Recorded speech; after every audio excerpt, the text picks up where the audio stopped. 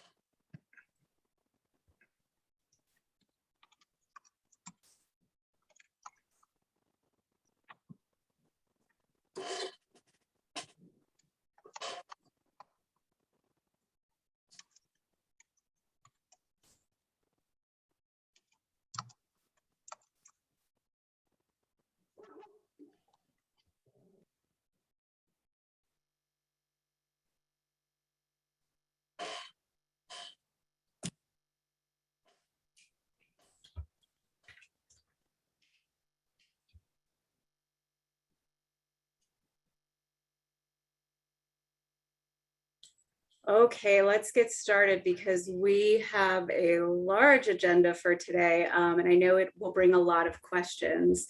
So hello, everyone, and welcome to Innovative Domestic Violence Prosecution, Reforming Programs and Protocols to Create Meaningful Change, which is a conversation with the Prince George's County Family Justice Center and the Office for State's Attorney for Prince George's County. I'm Renee Williams, Executive Director of the National Center for Victims of Crime. Few quick housekeeping items before we begin today. First, if I do this correctly, you should see a poll pop up now. Please go ahead and take a moment to answer that poll and it will, yep. Oh, look, I did everything right. So that poll will let us know kind of where you stand and it'll help us tailor this webinar.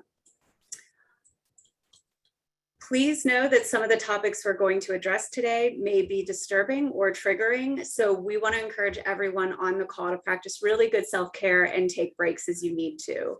We will be taking questions today, and I've already seen some people using that raise hand function. Please don't do that. We're going to ask that you use the Q&A function, which is at the bottom of the Zoom screen. We are leaving the chat open for everyone, but we will not take questions from the chat box. We just want you all to be able to connect with each other and share ideas.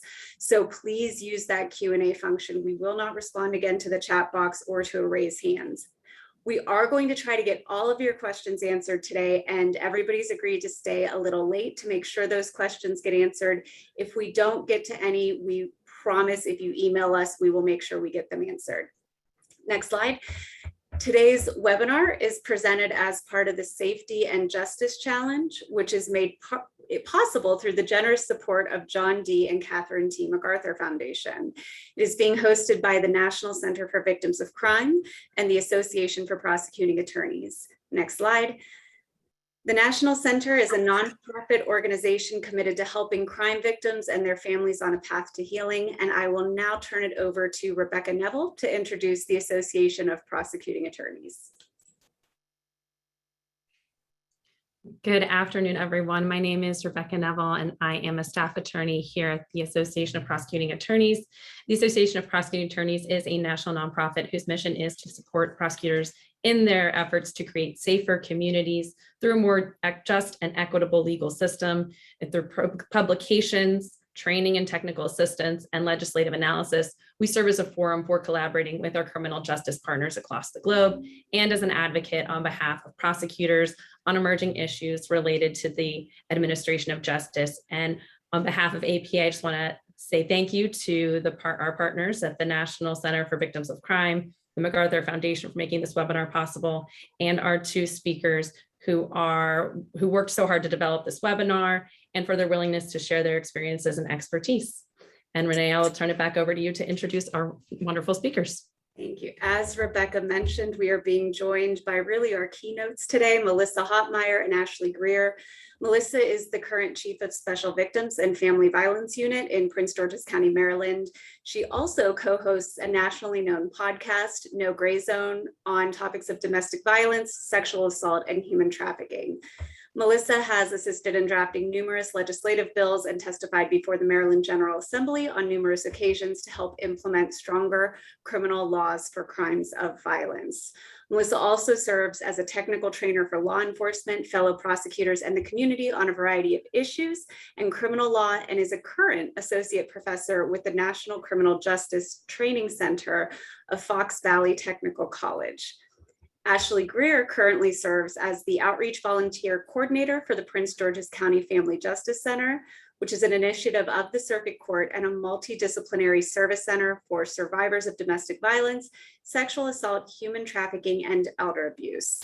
There, she works with community partners to create innovative strategies for raising awareness on social issues prevalent in the county to connect community residents with the services provided by the Family Justice Center. Ashley and Melissa, thank you so much for joining us, and I'm going to turn it over to you. Thank you guys so much for having us. We are really just excited to be here, and I know there are going to be a lot of questions, so Ashley and I are going to just dive right in. Just for people to kind of have a little bit of context, for those of you who don't know Prince George's County, Maryland, we are a suburb of Washington, D.C. We're about 25 minutes outside of D.C., and a lot of our neighborhoods kind of border D.C. And we're a pretty big county. We're the second largest county in the state of Maryland. And we typically, unfortunately have a pretty high crime rate, and that's true of intimate partner violence. So Prince George's County is typically first or second in the state when it comes to domestic violence homicides. And I want to just be clear, we're talking about intimate partner homicides when we're talking about these protocols that we put into place, although we do track family violence. When we implemented these programs, we implemented them specifically for intimate partner cases. And so we wanted to be clear and make that distinction. And just to get a little bit of context, in 2018, we had 11 intimate partner homicides. 2019, we had 6. And then in 2020, we had 11. And that is through October. And we're going to talk a little bit about why that date in October is important. But obviously, us, like very many of you, we've experienced an increase in domestic violence and in intimate partner violence homicides throughout the beginning of the pandemic. And we got these stats from the Maryland Network Against Domestic Violence, as well as the Prince George's County Police Department, just so that everyone is clear. So let's talk a little bit about the problem that we had in Prince George's County. And I think it's something that a lot of you guys can probably relate to.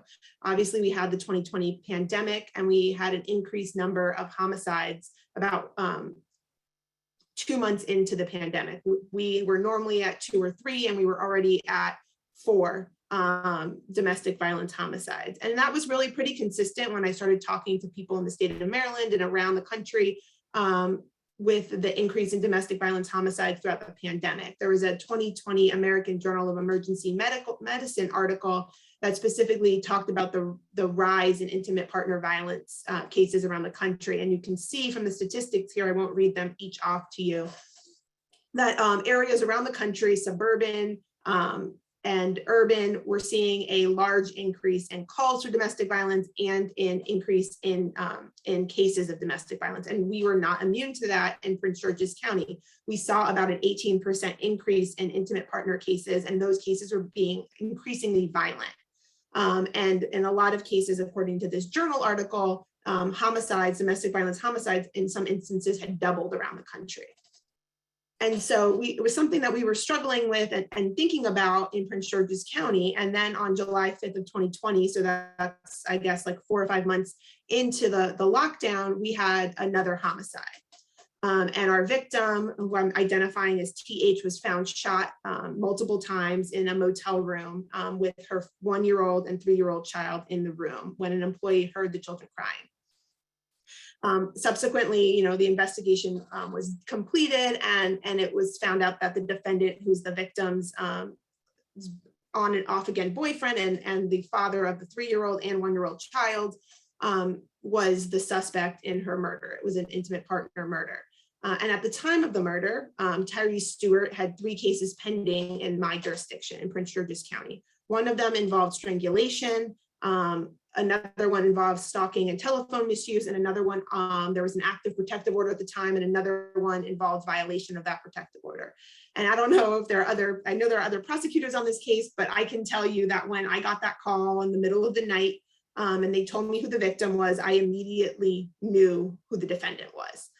There are people who you see time and time again, and that the violence is increasing. And so what we found is that the defendant had been held initially for the strangulation incident. It happened in March, and he also broke a few of her ribs. And she then, while he was being held, filed this note to the court recanting, which is obviously something that we all deal with in intimate partner settings. Recanting, saying that she caused these injuries to herself, and that she lied about what he did. And so he was released. And what our process was before is we have somebody in our office who handles all bond hearings, and it's handled by someone who was not familiar with DV, the cycle of violence, was not familiar with Tyree Stewart the way that the attorneys in my unit were, and these other pending cases were not flagged for this attorney who handled the bond review. And so he had someone recanting, and didn't really put up much of a fight at all when it came to the release of this defendant. And he was released April 17, 2020, and then she was murdered in July. And so, myself and my assistant chief at the time, Catherine Marsh, who's now gone on to another jurisdiction to lead their domestic violence unit, but was really instrumental in creating this protocol. So I want to shout her out. I'm not sure if she's on the call today. Decided that we needed to make a change, because we know that this murder was preventable. We knew that this person had been increasing in violence. We knew about them, and there really wasn't anything in place to kind of flag these types of cases to prevent these murders. And so we created this high-risk, high-lethality protocol using Dr. Jacqueline Campbell's risk factors that are on those lethality assessments. And we used a combination of those factors, as well as factors that we, over the between Catherine and I, we have about 20 years of experience doing domestic violence cases, of what we have seen throughout it. And so what happens is, every time every single case comes in, whether it's a misdemeanor or felony, a supervisor reviews every single charge. And so if it's my day to review it, I'll get whatever cases have come in. We usually get between 10 and 20 cases, and I'll review every single case. I then will make bond recommendations to the attorney that's handling bonds. And that will include recommendations about whether or not this case qualifies as high risk or high lethality, what the priors are, whether the defendant has had prior protective orders, and then make my recommendation regarding what the conditions of bond are.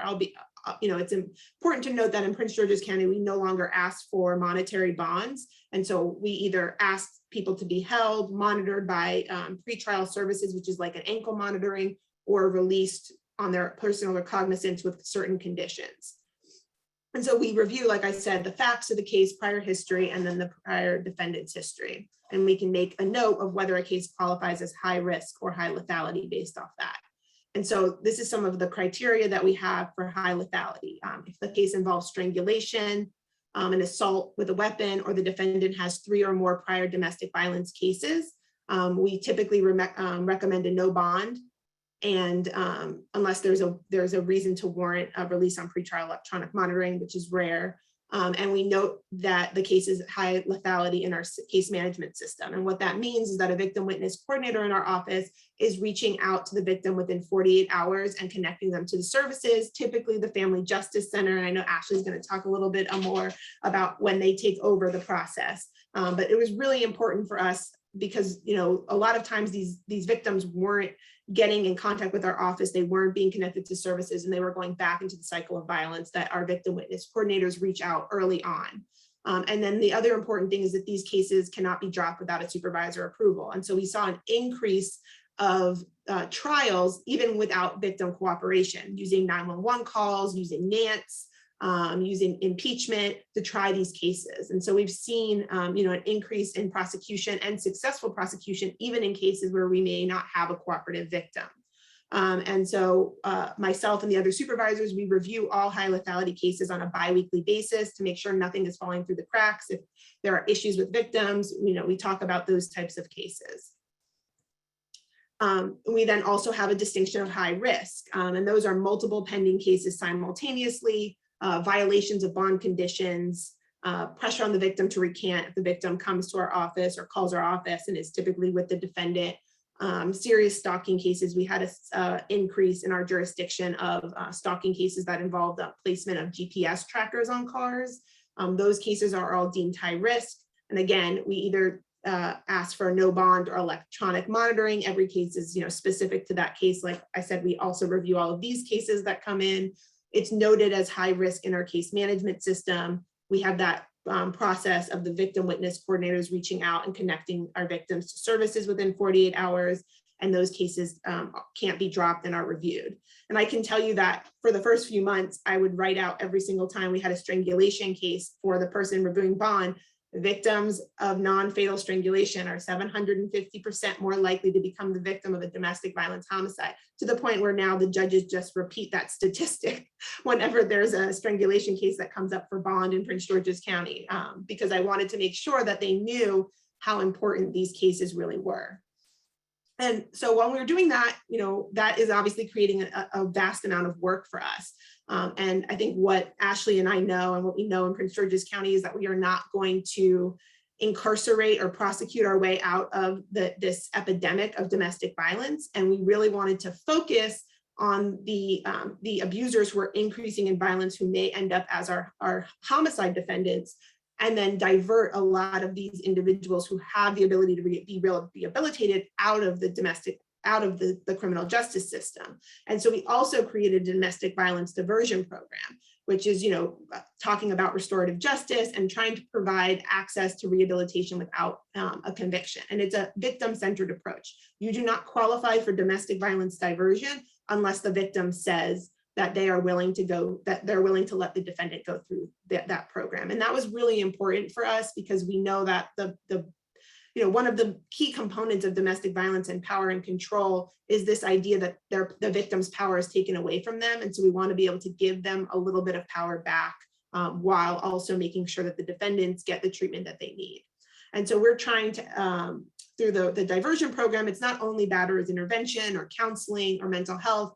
We're working with job readiness programs. We're working on housing for the defendants, other placement. We realize that there are a host of things that are causing this domestic violence, this intimate partner violence, and we're trying to get to the root of it so that these individuals do not come back into our system. And you can see there what we've determined are the eligible offenses. So if you qualify for domestic violence diversion, and that you one of these eligible offenses, we will look up, make sure you don't have any crimes of violence or any three or more prior cases or any convictions for domestic violence. If you qualify and the victim is okay with it, you get diverted out into the system. We again refer our victims to the Family Justice Center, and the Family Justice Center will work in partnership with some of the other programs we have, Adams House, the Department of Health in Prince George's County. We now have a new partner that's going to be providing us with a social worker in order to better kind of coordinate all of the services the defendants are getting through the diversion program. And so we went, all of these were implemented right a little bit after August, so September of 2020. And we went from October of 2020 to May of 2021 without a single domestic violence homicide in Prince George's County.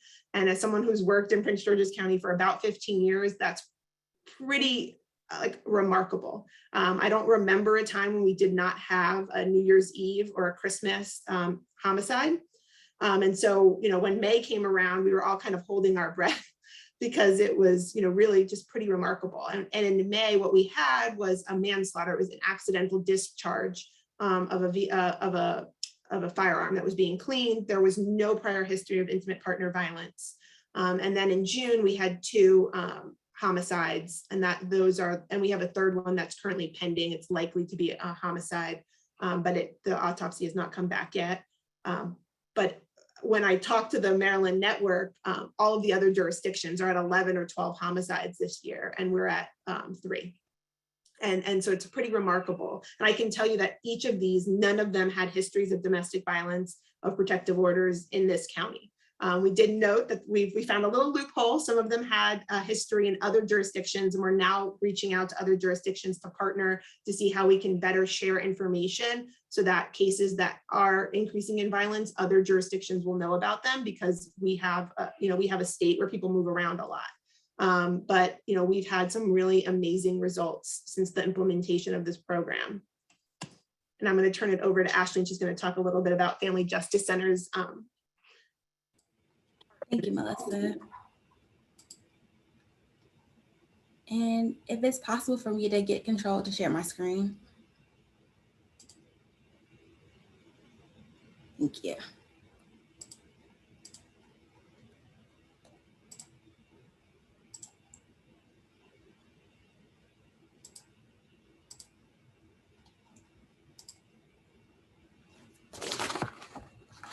So the Family Justice Center, we are a multi-service center for victims of domestic violence, sexual assault, human trafficking, and elder abuse.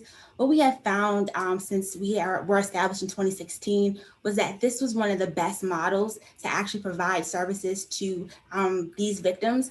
And we are seeing that this is actually the future of victim services. Here in the state of Maryland, we are one of 3 family justice centers. There's one located in Montgomery County as well as in Hartford County. And the beautiful thing about a family justice center that you will notice is that all of them are different. So for us here in Prince George's County, we are actually an initiative of the Circuit Court. In Montgomery County, they're an initiative of the Sheriff's Department. And in Hartford County, I believe they're part of a nonprofit organization. So each Family Justice Center, although the model is quite the same, somehow the way that our foundation is set up is kind of different. This is also one of the ways that we're trying to increase access to justice for many survivors. Many of you on this call, this webinar, may know that survivors of victims of domestic violence, sexual assault, human trafficking, and elder abuse, they all sometimes have a struggle getting access to services. Here in our county, one of the things that we used to hear before the implementation of the FJC was that it's difficult going to the police department, then going to the Department of Social Services. Who wants to go through all of that when I've just gone through this traumatic experience? I just want to get help. So here at the Family Justice Center, everyone is located in one building. We have a collaboration of about 23 different county partners, nonprofit partners, and they're just located in one building. So it makes that access to justice more easier for our victims. I also want to say that the Family Justice Center, it is a model that is very compassionate and all about care. We call this a place of hope. And I love to say that what we do here is we help people find that personal belief that tomorrow will be better and brighter than today. We're all about empowering someone and to bring restoration into their lives. What you see on your screen right now is just a model of what this collaboration looks like. So this is an example of what our collaboration between the State's Attorney's Office and the FJC looks like. So as Melissa alluded to earlier, we receive referrals from different partners, including the State's Attorney's Office, as well as just we are a walk-in agency. So anyone who comes into the FJC, they are immediately greeted by the receptionist, and then they are transitioned over into one of our intake specialists or one of our program advocates. And that program advocate, their sole responsibility is to simply help them navigate the process. What are you dealing with? What are you going through? How can we help you? They do a lethality assessment as well. And they also just navigate them to the different partners. What we're simply doing is trying to make sure that our victims, those who are coming in for our services, they're able to get the right services in the appropriate order. And we want them to be able to navigate this process effectively. So do you need housing? Do you need food services? Do you need legal? Whatever you need, we want to make sure they can get those services. On the other side, you kind of see 2 of our partners, Courtney's House and Catholic Charities. They sometimes provide case management. They provide treatment plans for clients. We also offer counseling services. So that's the whole model of the FJC. It's all based on community and it's all based on collaboration. Why is collaboration important? It's very important because survivors require specific and tailored interventions. It's difficult to say that one intervention can just fit every survivor that comes into our building. We have to be focused on the survivor and make sure they're getting what they actually need. So that's why it's very important that we have a program advocate who is able to walk alongside survivors as they're going through this process. One thing I will say is that we are a very trauma-informed service or center and organization, in that we try to make sure that our approach to providing support is trauma-informed. And what that simply means is that we are trying to provide a pathway to healing that may not otherwise exist. Someone may not be able to get legal if they don't come to the Family Justice Center. They may not be able to get housing if they don't come to the Family Justice Center. So we want to make sure they have access to those services. We want to be able to present them with another option. Melissa talked about earlier, breaking the cycle of abuse. We want to make sure that someone knows that this is not the only option you have. There is a way out. There is help. There is hope. And we want to be that source of hope and help for them. So what does providing trauma-informed look like? These are the 4 R's that come from the substance abuse and mental health services. And so the 4 R's simply are: 1, realize that trauma is widespread. Trauma impacts us all. The second part is to recognize the symptoms of trauma. Many service providers and even prosecutors, sometimes we just overlook the symptoms of trauma. We overlook someone distrusting us as just being difficult to work with, when actually that is a sign of trauma. So you have to be able to recognize what trauma looks like if you're going to be able to provide trauma-informed support. In order to respond, you have to imply and integrate the knowledge about trauma. Here at the FJC, we're very big on training and education. And so we always are seeking to integrate what we know about trauma into how we deliver services to our clients. And then resist. One of the biggest things you'll ever hear a client say, or someone who's going through domestic violence especially, is that they are often re-traumatized by the retelling of their story. So you want to make sure that you're not doing anything in this process that re-traumatizes a victim. Telling their story 3 to 4 times to someone who really doesn't matter, who their story shouldn't be told to, really is not helpful in that instance. And I can give an example. Here at the FJC, when they come in, they're immediately greeted by the receptionist. So the receptionist is not someone that perhaps needs to know the full story of a client. We say that for the program advocate and perhaps even some other partners. We try to make sure that whatever we do here at the FJC, we're not re-traumatizing a victim. So how do you develop a trauma-informed approach? We have 6 core principles that are also established by the substance abuse and mental health services that we go by. And so that's safety. We want to make sure that those who are served and even those who are employed here, they feel physically safe and emotionally safe. So what does that look like for your organization? Here at the FJC, we are very big on safety, physical safety and emotional safety. So our staff, they know that they can go to certain partners or certain staff members to kind of decompress and say, hey, this is what I'm going through. This is what I'm feeling. This is what I'm dealing with. And we want to make sure that our clients feel the same. It's a very secure facility. Trustworthiness and transparency. As a victim service provider and even as a prosecutor, it's very important to build that trust and transparency with those who you're serving.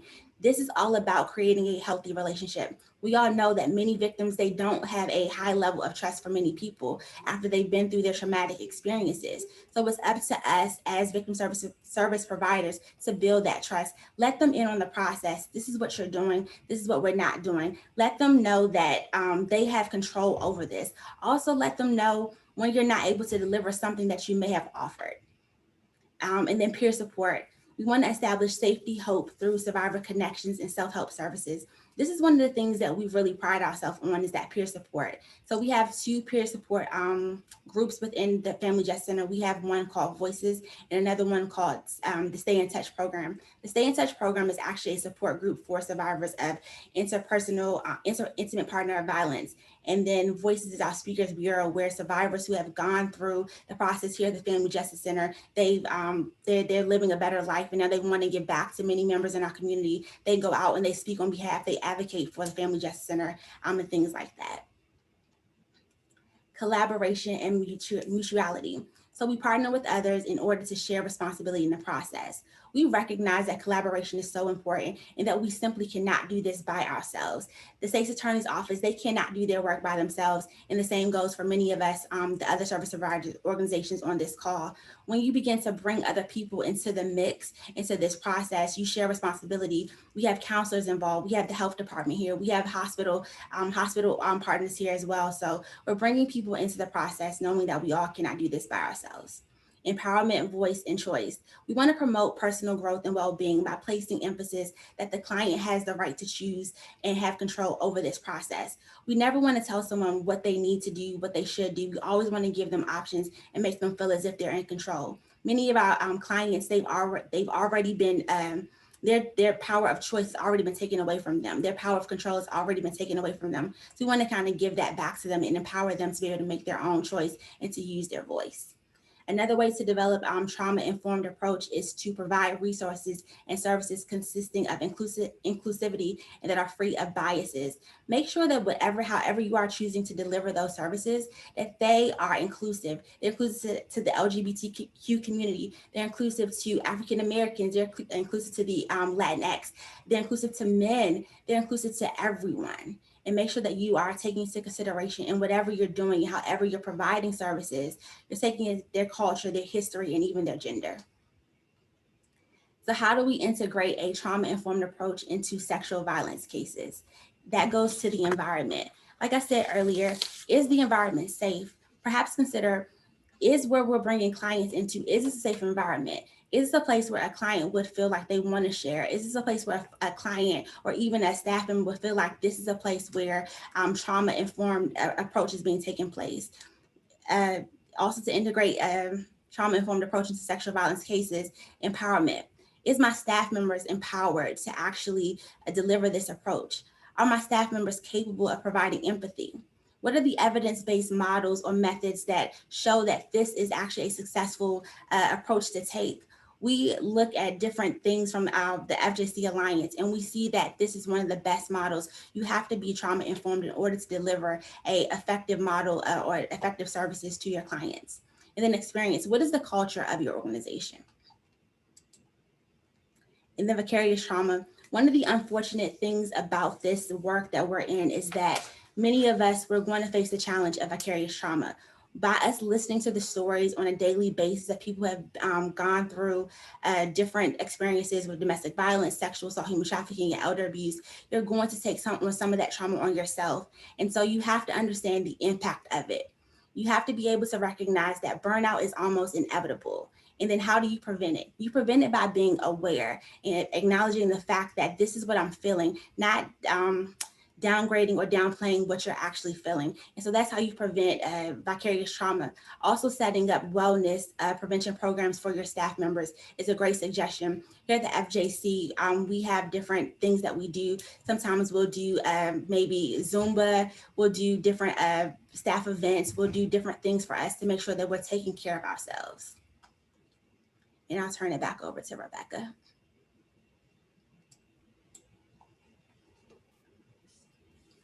I just got very big on my screen. I just wanted to walk everybody kind of through, I know we went through that a little bit quickly, what it actually looks like on a daily basis when we walk through the high risk, high lethality protocol.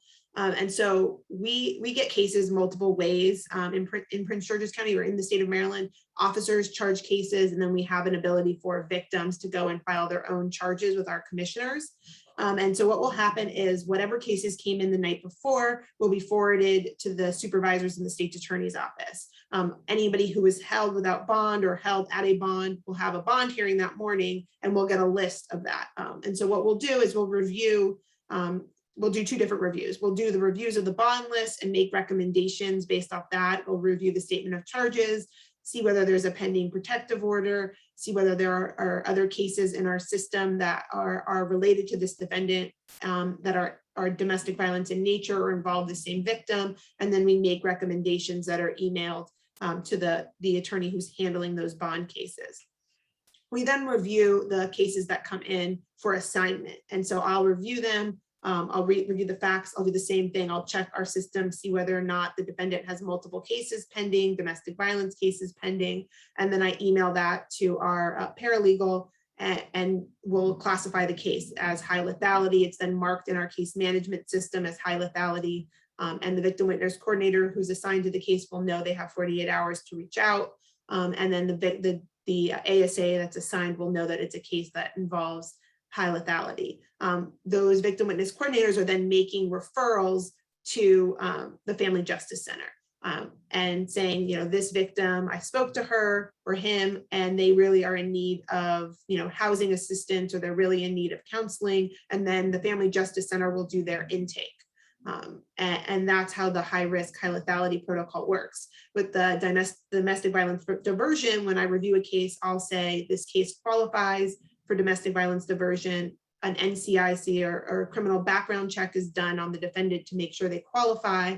Once they qualify, the assigned ASA will reach out to the victim and say, we have this defendant qualifies for our domestic violence diversion program. They'll explain what it is and say, do you want to participate? They're also then making a referral of that case to the Family Justice Center, saying we're going to refer the individual defendant to our diversion program, and we're going to refer you to the Family Justice Center for any services that you need. And so sometimes that will involve couples counseling, but a lot of times it just involves each individual getting the assistance that they need, and kind of collaborating on, if both parties are in need of housing, who is going to provide that housing to them as a couple, if they're allowed to stay living together. There are circumstances where we'll say you can go into diversion, but until you've completed X, Y, or Z, until you've completed half of your batterers intervention program, there's a no contact order in place. But it's all done through, through speaking to the victim, as Ashley said, in a very trauma-informed way, and making sure that all of us as providers and prosecutors are talking to each other to make sure that we know where the gaps are and what needs to be done. And so I'll turn it over to Rebecca, because I think there are some questions. There are. Thank you so much again, Ashley and Melissa. It has been, these programs and these protocols and policies are just so innovative. It seems so simple to have a lethality assessment done by the prosecutor, but you can see it's really making an impact. Diversion and trauma-informed care is so important. So just thank you again. And so everyone is aware, we will be making the slides that Melissa and Ashley had up on their screens. We will be making them available. We should be sending them out to you early next week after this webinar. We will now start the Q&A portion. We do have a couple of questions, but again, please send them into the Q&A section on your bar at the bottom. Please do not use the raise hand function or the chat box. We will only be drawing questions from the Q&A section. The first question is a great segue, because Melissa, you were just talking about, victims you contact your victim and they have to agree to the diversion process. How often, and I'm not sure that you have a specific number, but how often do you see that happens with intimate partner victims? I think it happens a lot. And I know Ashley and I, when we were preparing for this presentation, we're talking about, a lot of our victims become uncooperative because they don't want their loved one to go to jail, right? They wanted the abuse to stop. They want them to get help. They want them to, go to batterers intervention, but they don't want jail. And so they immediately associate, prosecutors' offices with my loved one going to jail and then having a criminal record. And so they really appreciate the diversion program, especially because we're saying, like, our whole purpose is not, they won't have a criminal record at the end of it if they're successful, but they're being held accountable, and you have, you're getting them the help that they need. And then there's something to back up if they don't end up getting the help that they need, that, is going to kind of give them the stick, the part that's going to push them to actually go forward and do it. Because a lot of people aren't going to go to batterers intervention or drug or alcohol counseling without a reason to do it. And so I would say most of our victims that may have called to drop charges, and then when we tell them, like, well, this guy, your loved one is qualified for diversion and this is what it is, they're really willing to let them go through the process. It's not always 100%, but we have a high rate of survivors that want the diversion program. That's great. That's definitely something that you like to see, especially if it leads to more cooperation and a change in perspective and culture, working with, your office to be open to help. And now you mentioned that sometimes as you said, the carrot at the end of the stick doesn't work. And if you could, one of the questions that came in is, with the diversion program, what mechanism is there to either enter a conviction or reinstate charges if the offender commits another DV offense, let's say, or doesn't complete the program protocols? So it's a not guilty statement of facts, which I know not everybody probably has that or knows what that is. Because so they are basically entering a plea and the sentencing is deferred. If they successfully complete the program, we dismiss the case and the sentence is vacated, and then we agree to expungement. In Maryland, typically, unless the state agrees, you have to wait 3 years to get a case expunged. And so we're agreeing that we keep a list of people who have qualified and completed diversion. So obviously people don't get to repeat the program. And so if they fail out of the program, or if they pick up a new charge, then the guilty verdict is enrolled and the judge just has to sentence them. There are a lot of different programs across the country that are doing diversion. And so when we were trying to come up with what would work in our jurisdiction, we took a look at them. This one was, I think, based out of Broward. They had a similar program where they were enrolling a verdict and then allowing them to vacate it. And so I think you just have to look at what will work, what the bench in your jurisdiction will agree to. But that's what we do in order to make sure that there is some power behind the diversion program. And was that one of, and just to follow up on that, was that one of the factors, because like you said, there's just so many different versions out there. What specifically about your jurisdiction made this specific model? You said what the bench would agree to, or what made this specific model really fit for your jurisdiction? I think what made it fit is that we have a lot, I think we have a lot of difficulty with follow through sometimes with our victims, is that they initially want to get this help and then they get tired of having to come back to court over and over and over again. And this allowed them to have to only appear one time, and then the case is over with. Even if there's a sentencing later, they don't have to appear because they've already done the hard work of showing up that one time and allowing the person to go into diversion. And so we get a lot of feedback from victims that they're dragged to court numerous times, and it takes away from them being able to work. They may not have a place for their kids, and we wanted to make it as user friendly for the victims as possible. That's great. And that comes through so clearly. I know that everyone's going to get the slides, but when you look at what the treatment providers help with, a lot of that is those realistic life things that really just impact your day-to-day housing, clothing, food, that really do impact whether someone is going to show up to court, but isn't usually addressed by the court. And so Ashley, as we're talking about the FJC, one of the questions is, does FJC provide services to individuals with cross complaints? And how do they assess who to provide services to? You mentioned it was a walk-in center. Is it really anyone who walks in gets the services? If you do check if they have cross complaints, how is that qualified? So we do have a bit of a criteria for to receive services from the FJC. So we do require that any individual receiving services, they must be a resident of Prince George's County, or their incident had to occur within the county. And so that's the first requirement that we have there. And then they must be a victim of domestic violence, sexual assault, human trafficking, and elder abuse. And as was alluded to earlier, it must be intimate partner violence. So it's not just mother and daughter or anything like that. It has to be intimate partner violence. And so we do cross checks to make sure that we're not providing services to both parties who are involved in the case. So we do have a method to take care of that. That's great. Which leads me to one question in terms of the diversion. I think that came up when you're, I've been in Prince George's County. I did work in Prince George's County. So I know that the Family Justice Center is right in the courthouse parking lot. It's not in the courthouse, but it's in the courthouse parking lot. In terms of the diversion, when you have victims walking in, is that where the defendants also come to receive the diversion services, or is that in a separate location? No, that will be done by a different organization in a separate location. Mm-hmm. Okay, so what's the protocol then when someone comes in with cross complaints? Do you just refer them back to the state's attorney's office? Yes, we refer them back to we refer them back to a different organization, make sure that they get help. Because again, we have different partners in the FJC that we can refer them to. That's great. That makes a lot of sense. I can see how someone would walk in having a referral and thinking this is where they're supposed to go. So it's really great that there's protocols to keep people safe. Mm-hmm. And how, I guess one question that's come up is, we are talking about collaborating with prosecutors, service providers. Melissa, you mentioned the judiciary.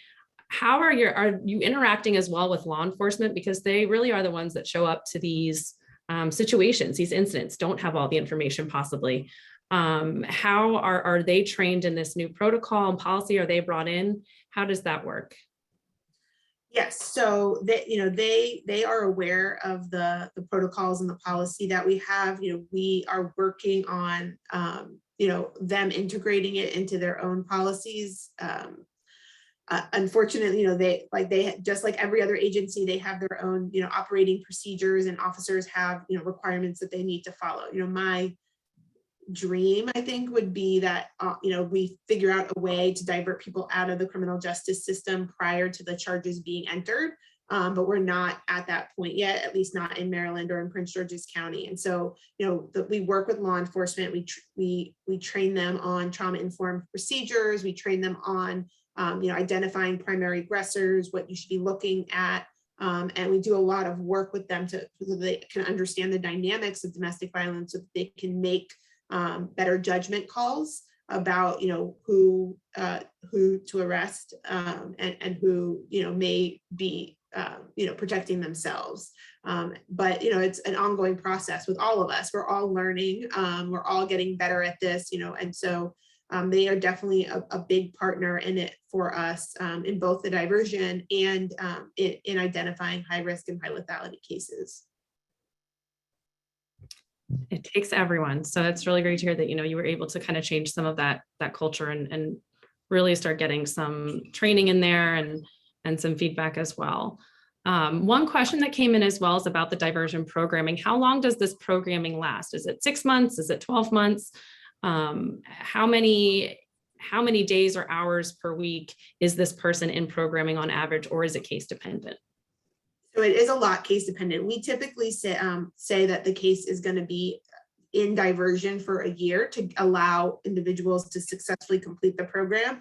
But I was on a call earlier today, talking to the organization that's going to be providing us a social worker. And what I said to them is, I really don't want it to be like you have to complete a year. If there's an individual who really just needs some anger management and some job placement, and they can complete that within 6 months, then they can certainly do that. If they're an individual who has some long-term issues that need to be addressed, they may have to be in the program longer than 12 months. And I don't want them to be penalized because they're doing the right thing by getting the treatment that they need, and it took them 18 months to complete a diversion program versus a year. And so we say a year, but it's really case dependent. It depends on what the issues are. There are some defendants who may have long history of trauma, and they may need a lot more therapy than an individual who just may during COVID have lost their job, and that's what's bringing on the stressors that's causing this abruption of violence. And so we want to work with the defendants to make sure that they're getting what they need so that we don't see them again, because that's really what this is about making it so that they have the ability to have healthy relationships and that they're not brought back into the criminal justice system. So you talked a little bit about the defendants, but how do you address victims who, you talked about getting some pushback from victims who want to continue to have that contact, want that person in their life. How do you address if they want to continue to have contact with that person when a no contact order is in place? That's a really hard question. I don't know that we have a good answer to it. We can't force people to follow the rules. If we did, then we wouldn't probably, I wouldn't have a job, which is actually what I would love in the future. But, we try to make it clear to them that it's not them that's going to get in trouble, it's their loved one. And that we're really, that the purpose of diversion and the no contact order is to create an individual who can have a healthy relationship. And so we try to just stress that to them and explain it. And we don't do it in every case. We make it a case-by-case basis on whether or not contact is allowed. We typically don't love when they live together at the time, especially up until there's been some sort of therapeutic intervention to make sure that they can handle, stressful situations a little bit better. but we do the best that we can, but I think everybody struggles with it, especially in the context of intimate partner violence. And so that leads me to kind of another question, which I'm seeing a couple of times on here, is accountability. When someone enters into this program, how are you able to hold them accountable? Some questions coming up are there weekly check-ins? Is it done outside of a formal hearing? Are you simply tracking it through the third-party provider? What's the mechanism for determining whether someone is complying with their diversion program? Yeah, so we do not have like monthly or weekly check-ins with the court. We are right now relying on our third-party providers who provide us with, not weekly, bi-weekly updates on the individuals who are in the diversion program, which is really why we wanted to get kind of a social worker who is going to act not only to help with therapy, but who's going to act kind of like as the case manager for the defendant. And so they'll be able to track more closely. We were talking about, what kind of system we could use today, whether it's a Google Doc system or whether it's, some sort of case management system that we can use that, prosecutors can look at on a daily basis, as well as the individuals doing the diversion can, so that we are clear, like, oh, this person's now missed 2, sessions, and we're not waiting for our bi-weekly update. We can kind of get that in real time because we can check ourselves. But it's because this program is really only about a year old, we're still developing the protocols to make sure that we're keeping tabs on people quickly enough. That's tough. And it sounds like you're still working through it, but these programs, again, are so new that it's and having an impact. So it's really great to see that you're really working through some of the nuts and bolts to figure out what works, because that's the most important thing. Ashley, one question we've had is that how many people are on staff to help with victims at the FJC? How many people are available for victims to see? So we have a significantly small staff, simply because we rely a lot on our partners. And so right now we have about 3 program advocates who provide victim services. They provide the initial intake as well as some case management follow-up services. So after that, we have a trauma therapist who's contracted through another organization on site as well. So just we refer a lot on our partners. And how do you handle, this is one question that I've actually seen a couple of times in other forums, but it comes up a lot, is how do you handle victims with pets? Are there service providers that are willing to work with individuals who want to bring their pets with them if they're attempting to leave a situation? Yes. So fortunately, we have some awesome partners, some partners who receive, who are county funded partners. And so they are able to provide various services in which they can provide those relocation or cover those relocation expenses to include pets as well. Because that's come up a lot. I don't want to leave my dog. I don't want to leave my cat, things like that. And we want to respect the client and offer them that support that they need with that pet. So relocating both of them as well.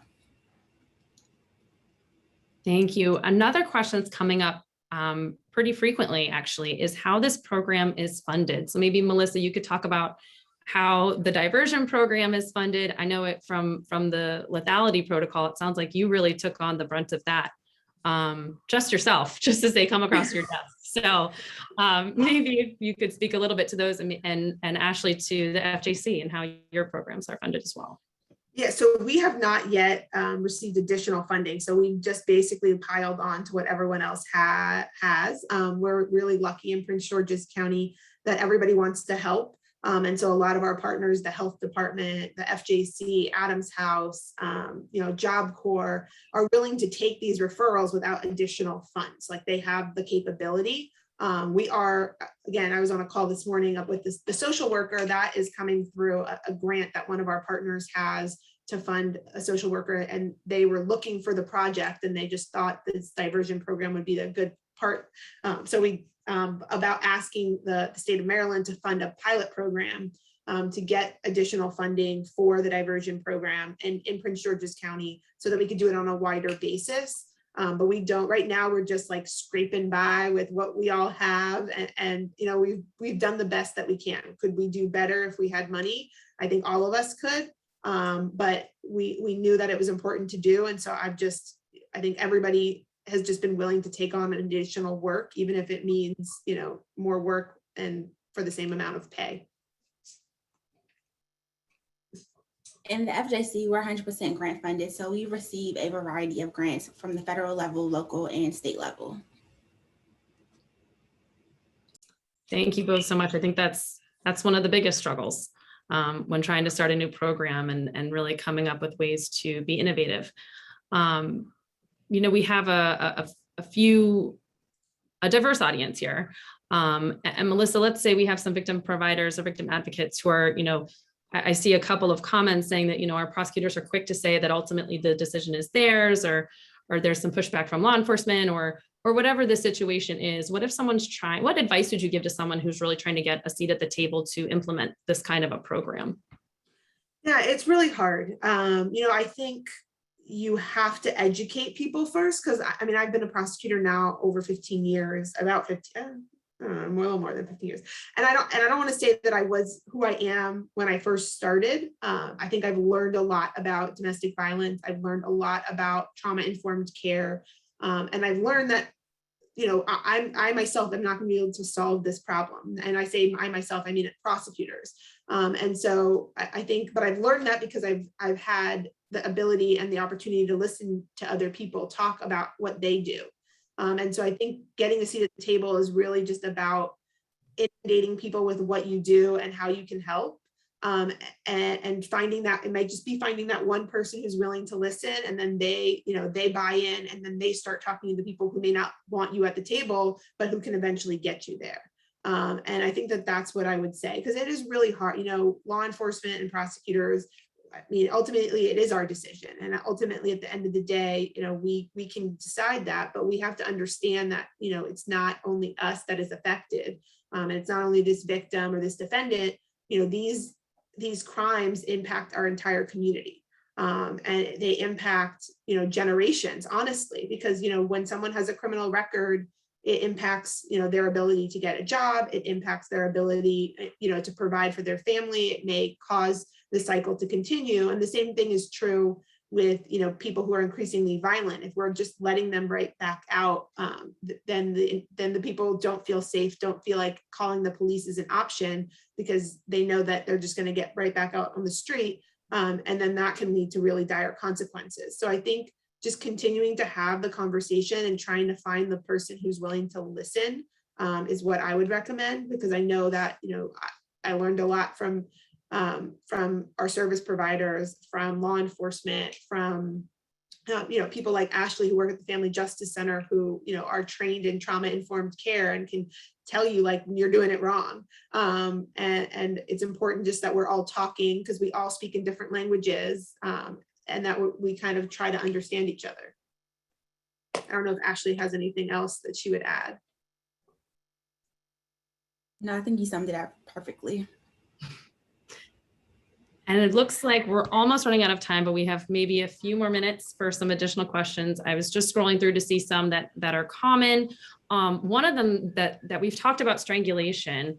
One of the common questions on here is, are there firearms implications for the diversion program? Because that is also a high risk factor. And you mentioned that weapons was one of the protocols or one of the eligibility factors for high risk, high lethality cases. Did you include that in the diversion as well? Sorry. So yeah, so that will make you the use of a firearm would make you ineligible for diversion. Most weapons are, I think, if it's like, I don't know, I think there are some that we may, if they weren't used, probably not a knife, but like, if, somebody picked up like a household item or something, that might be a case where, a supervisor would review it and make a determination, but you are ineligible from diversion if you use a firearm, even just pointing. That makes a lot of sense. And thank you for addressing that. So have you noticed, I know this is relatively, I think you said, it's relatively the last couple of months. Have you been able to see any successful cases, or how successful, would you say diversion is for domestic violence crimes? We're getting just a few questions in terms of how effective is long-term diversion, or what are the recidivism statistics for diversion programs? So I think like I said, this, and like you said, Rebecca, this is a pretty new program for us. I think what I can say is that anybody who has been offered diversion has not come back yet, knock on wood. And so I think that that's a pretty good statistic. I think that for me, the decrease in domestic violence homicides at a time when everyone else's DV homicide rates are going up, and when in general in my county, the homicide rate is, I think, almost, I mean, we're at, I think, 86 for the year, if I remember correctly, what I was told the other day. And that's more than we've had in the last 2 or 3 years. And so the fact that our DV numbers are really far down from what we typically are, to me, is successful. I'm not a statistician, and that's not what I do for a living, but I'm really hopeful that these two programs in conjunction are going to help move our county away from the high rates of domestic violence that we've had.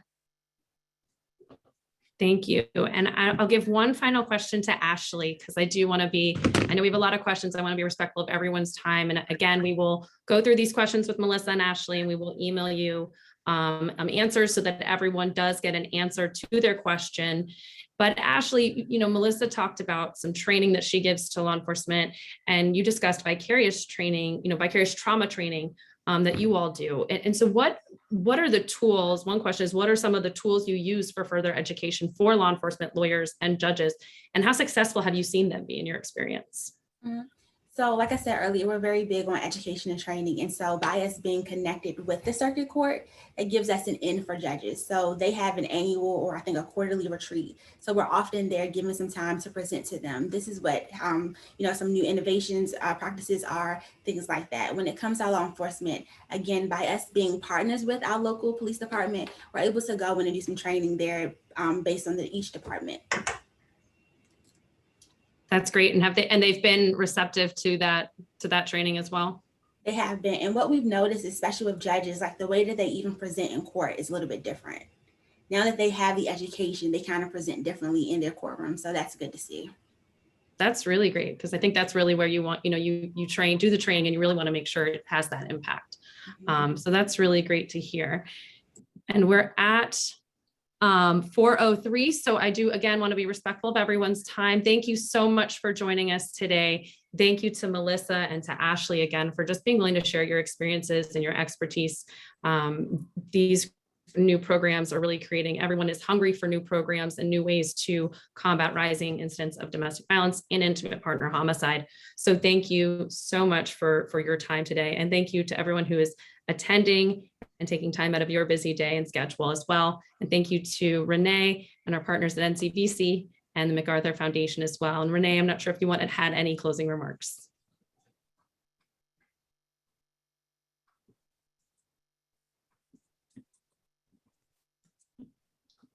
Hey everyone, I'll just hop on really fast. My name is Katie Maslunas. I'm with NCVC. Also, we're having some technical difficulties due to a thunderstorm at NCVC's office. So she's unable to hop back on, but I would just echo Rebecca. Thank you both so much for your insight and your expertise and for sharing with all of us today. And we will be following up with all of the attendees with an email with the recording and the slides. So if you have any questions at that point, feel free to just let us know. Have a great day, everyone.